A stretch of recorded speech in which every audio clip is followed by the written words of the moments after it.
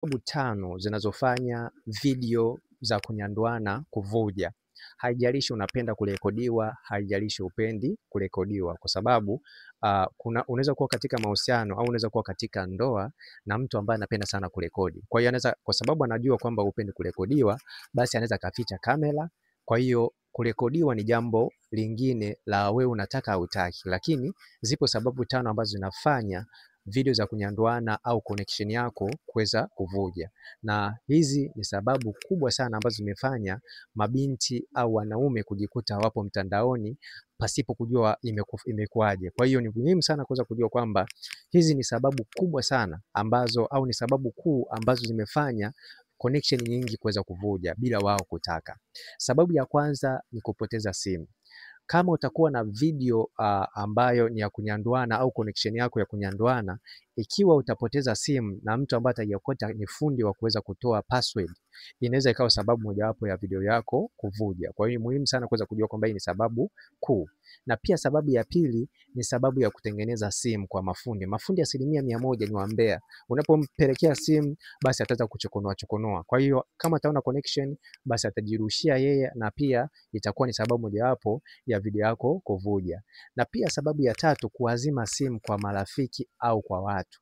Kama utakuwa na connection na ukamwazima mtu simu, ni rahisi ikawa sababu ya video yako kuvuja, kwamba yule mtu kama ataona connection yako anaweza akajirushia kwake na akarushia watu wengine, kwa hiyo itasambaa mtandaoni. Kwa hiyo hipi ni mojawapo ya sababu ambayo inafanya connection nyingi kuweza kuvuja.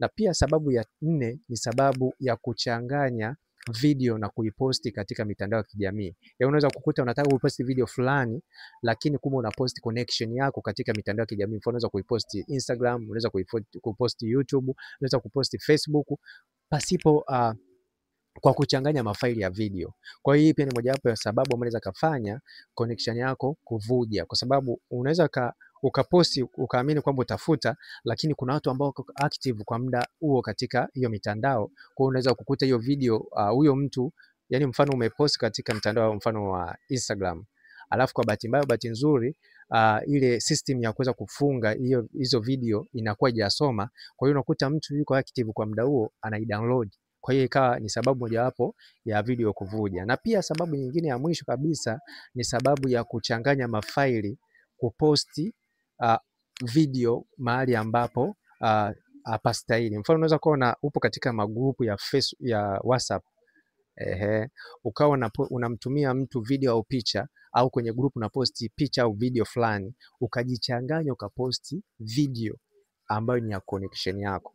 Sawa, hipo system ya kuweza kufuta, lakini kuna watu ambao wako active. Inapotokea ukaposti hiyo video, kuna mtu anaweza kajirushia sehemu nyingine. Kwa hiyo hata kama utakuja kufuta, huyo mtu anakuwa ameshaiposti mahali pengine, hali ambayo inakuwa ni connection katika mitandao ya kijamii. Kwa hiyo hizo ndizo sababu 5 ambazo huwa zinafanya connection au video yako ya utupu kuweza kuvuja katika mitandao ya kijamii.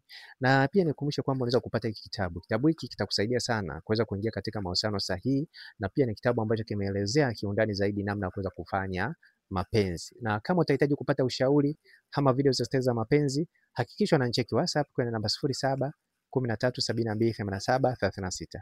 Na kama utakuwa nje ya Tanzania, utaanza na jumlisha 255 713 728736. Utapata ushauri pamoja na video za mapenzi ambazo zitakusaidia wewe unanisikiliza na kunitazama uwe fundi wa kufanya mapenzi na uweze kujua mtu gani sahihi wa kuingia naye katika mahusiano ambayo yatajenga ndoa sahihi.